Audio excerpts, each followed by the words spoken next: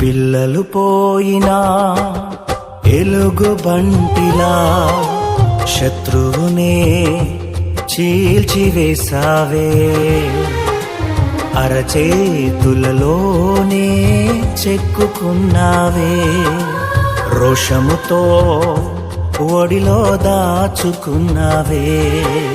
నన్ను ముట్టినవాడు నీ కన్ను గుడ్డునే ముట్టాడని, నా ఎడల నీ ప్రేమ ఎందాకైనా వెళుతుంది.